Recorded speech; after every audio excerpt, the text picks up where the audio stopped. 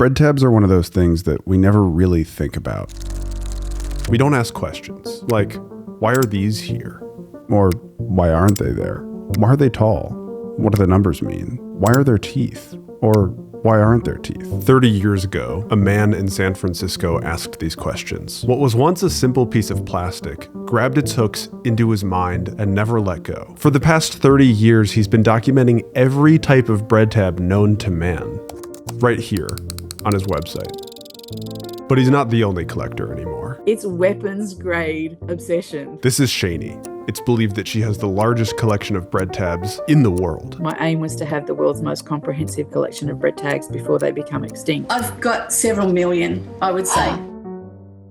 Some bread tabs are common, while others are rare. Competition for rare and unusual specimens is fierce. Other bread tags are so rare that they know they exist, but they don't know anything about them.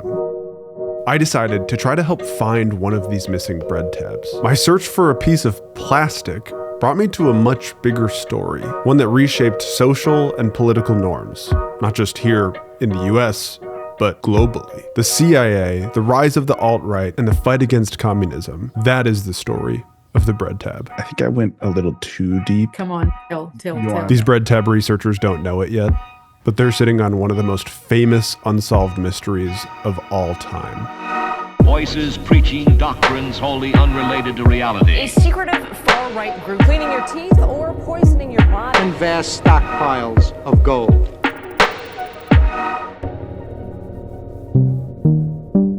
On September 2nd, 1945, 1 month after the United States detonated 2 atomic bombs over Japan, something was happening over here in the Philippines. The Philippines had been under Japanese occupation for several years, but on that day, Japan surrendered. Due to the arrival of US forces, they left in a hurry. Imperial Japan had just spent the past 50 years stealing gold and treasures from other countries in Southeast Asia. The gold was rumored to be worth several trillions of dollars, enough to upset the global financial system. We don't know where that gold ended up. A Filipino legend says that they left it, that it's buried in vaults all around the Philippines. Its existence has been dismissed by many officials, which I guess is a good thing, because if someone did find all that gold, they would instantly become the wealthiest person in the world. The revelations about the gold are themselves so sensational as to almost defy belief. In 1987, 2 Americans pretending to be arms dealers tricked Ferdinand Marcos, a former dictator of the Philippines who was now in exile in Hawaii. Marcos thought that the phony arms dealers would help him overthrow the new government of the Philippines. Their conversations were recorded. $40 billion US. And they don't know that? They don't know. Everybody uses me. Never admit you have to go. Why? Oh, I didn't say admit you have to go. I didn't say that. Thank you to Displate for sponsoring a portion of today's video. Displate is a website that sells unique metal posters. It's quite refreshing from your normal paper and canvas. They have over 2 million different options in their catalog. This is awesome. Quick CHUPPL pivot to a ASMR channel. What do you think? Beyond the officially licensed designs from brands like this, and all of these, there are thousands of artists contributing their original artwork, and you don't need any tools to install them. You wipe, press the protective leaf, stick the magnet, and boom, you've got your displate. You can swap your displates at any time that you'd like.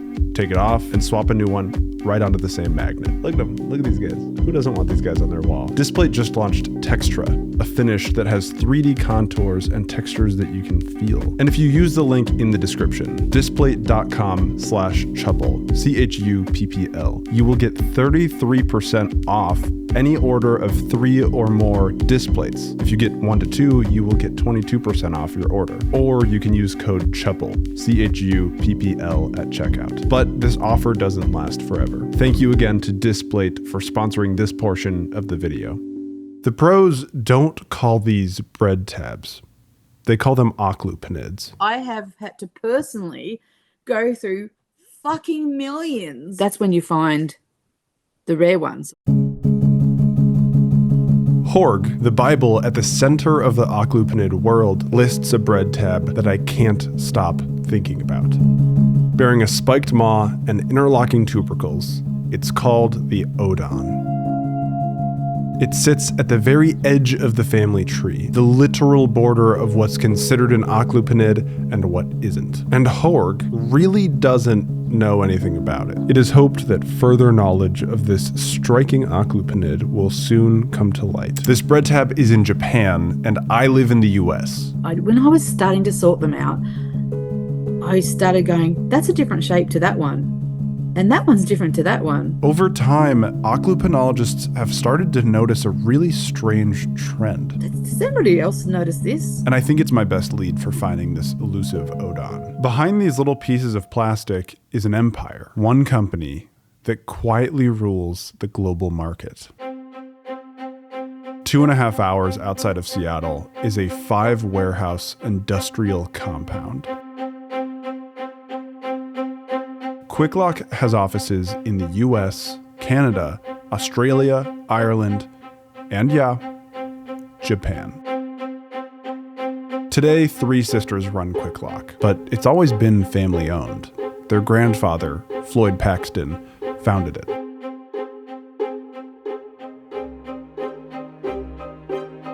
Paxton invented the bread tab in 1952.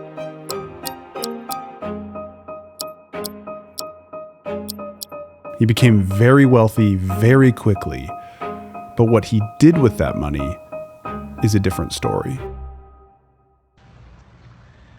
Hey everyone, we are live from my backyard where I am smoking a brisket and some ribs. I'm making meats now. One thing I've noticed is that when people come into big money over a short period of time, they tend to start doing some weird stuff.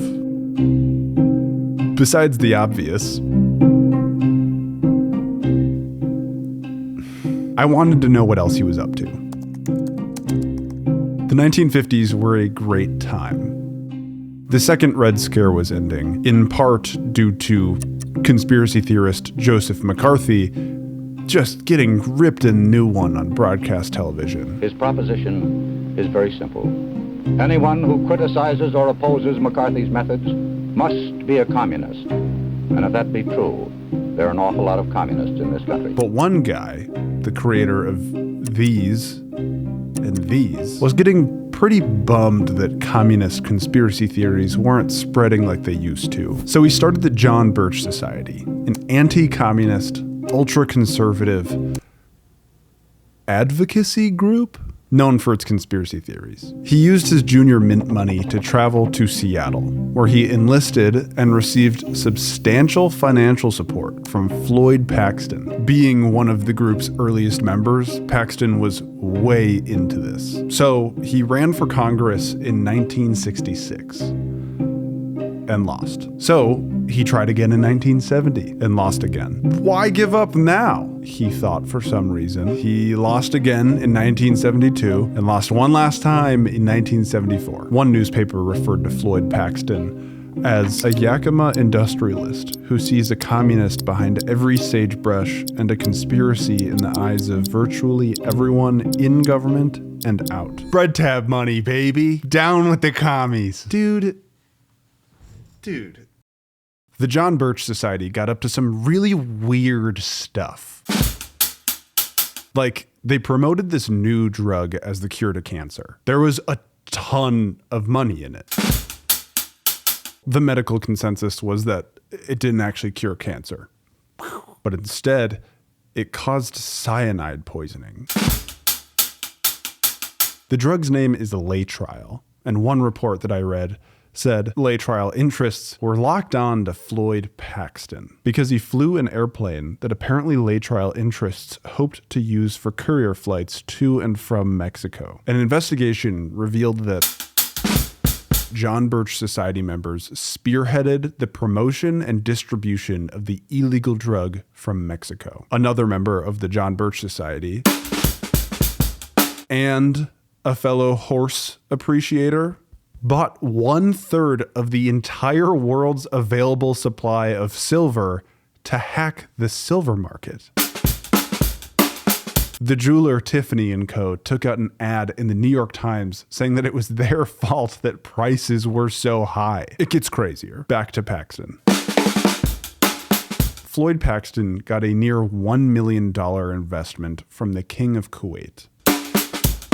How did that happen? How did these two guys meet? After the United States helped stage a coup to overthrow the democratically elected president of Chile, the new Chilean government invited Paxton and his wife to be the guests of the Chilean government for the first celebration of the ouster of the former president. That's crazy. That's nuts. Bread tabs. This guy invented bread tabs. I'm imagining like war-torn military dictator Pinochet raising a glass to Floyd fucking Paxton.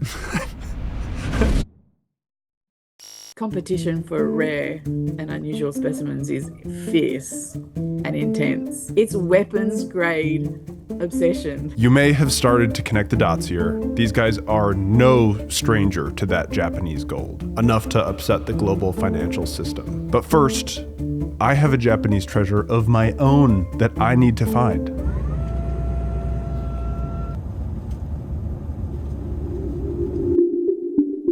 Okay, this isn't really the one I'm looking for, but this one is only found in Japan, so I'm gonna buy it. It's kind of cool. Look at this logo, look at the logo. In 2014, Japan's Morning Sun newspaper, which is one of the 5 largest newspapers in the country, posted this video. The Morning Sun's video shows a wall full of bread tabs that this company has made over the years. It's very likely right behind that door. But when you look at it, nothing even looks remotely similar to the elusive Odon that we're looking for. I wanted to ask for myself, but Quick Lock Japan, the people that are inside of these offices right now, won't respond to my emails. I don't speak Japanese, so I asked my hotel's front desk to call on my behalf. Did you send the email for them? Yes. They saw your email. Uh-huh. They said they wouldn't give me a tour. A blog I found online says that there's only one company in all of Japan that manufactures bread tabs. Quick Lock. Whatever, right? It's a blog. Anyone can post anything that they want on the internet. But when you translate the title from the Morning Sun's video, a reputable source, it says this. So Quick Lock isn't making the Odon, but it's also the only company making bread tabs in Japan? Where is this coming from?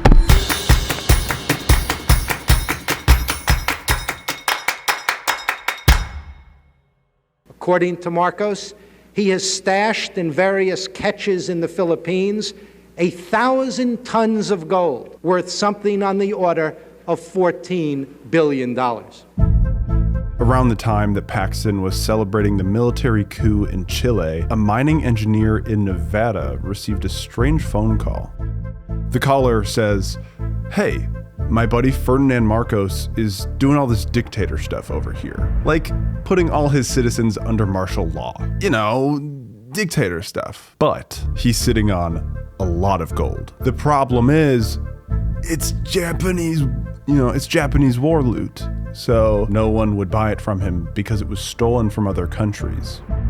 Word on the street is you just came up with this new process to melt gold down and make its history undetectable." The mining engineer was named Robert Curtis, and he declined, until a letter marked personal and confidential arrived for him. There is buried treasure. There are 34 sites of major importance and 138 locations of lesser importance.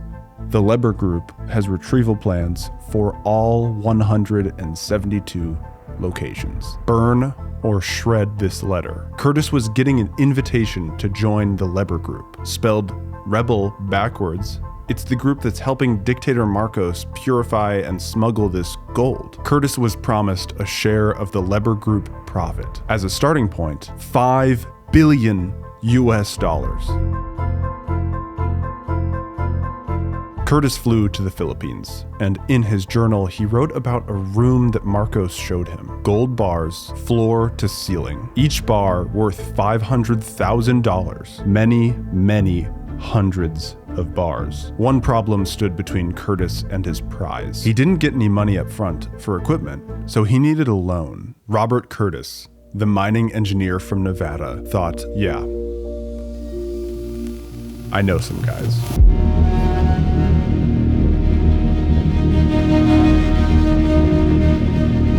These details came from a lengthy investigation led by 2 American journalists. They were given exclusive access to 60,000 documents and hundreds of hours of audio and video by Curtis himself. I've linked their book down below.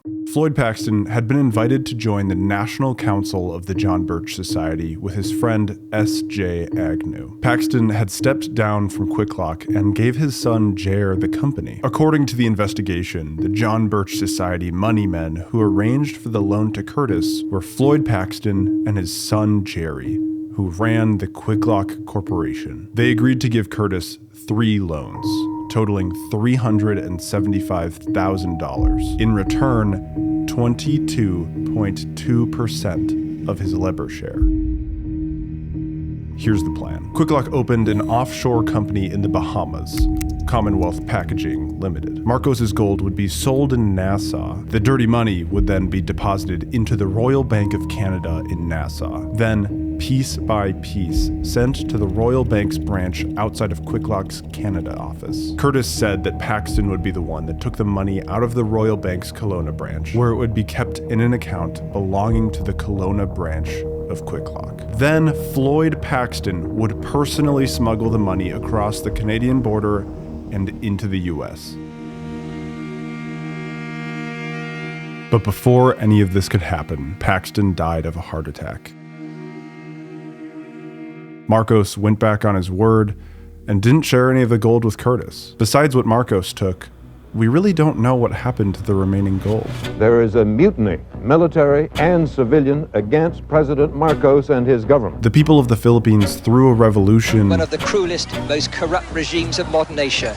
Tonight, the citadel fell. And Marcos was exiled to Hawaii. It's just been confirmed that Mr. Marcos has indeed left. Mr. Marcos and his family had fled by helicopters under American guarantees. There is understandable jubilation tonight. After Marcos went into exile, Major General John Singlop, a founding member of the CIA, went to the Philippines to search for the gold.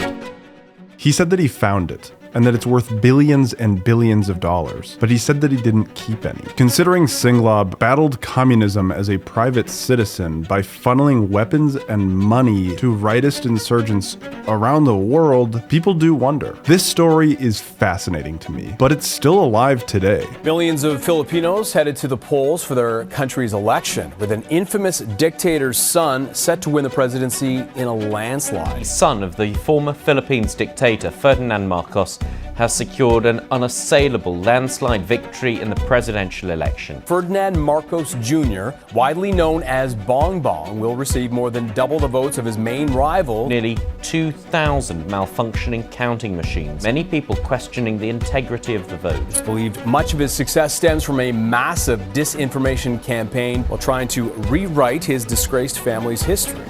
Marcos' son, Bong Bong, was elected as the president of the Philippines in 2022. Did Mr. Marcos indicate in any of his conversations with you if anyone knew the location of all of the gold? He said he knew where some of it was, and his son, Bong Bong, knew where some of it was.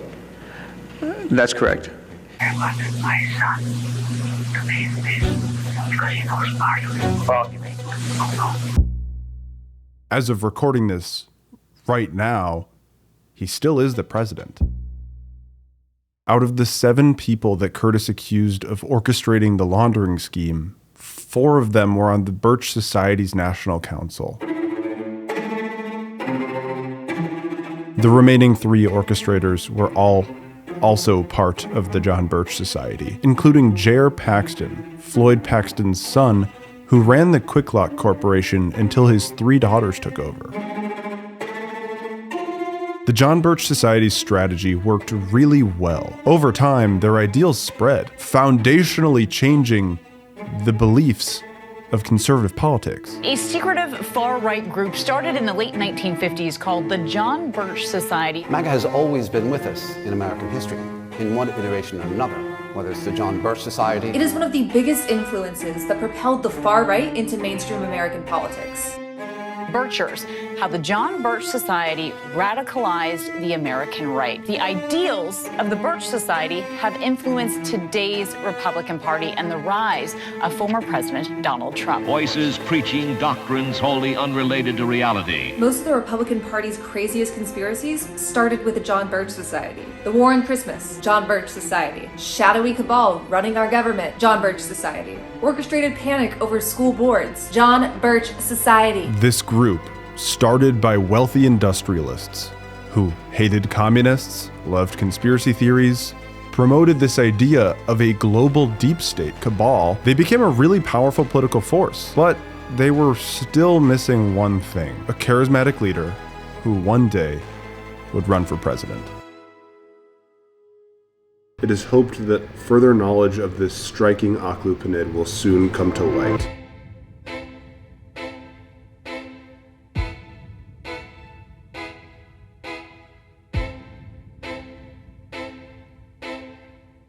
I've been looking for something local. Do you know what this is? Have you seen this? So I have no idea. You have no idea? Yes. Okay. Okay. Not a problem.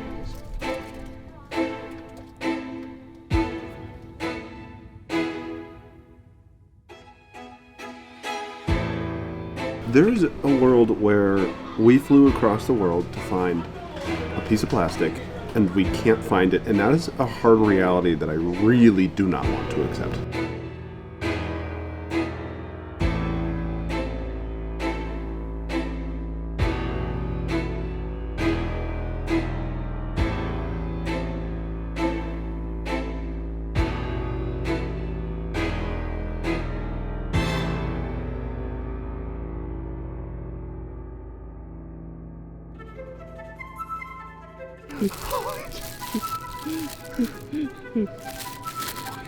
Oranges.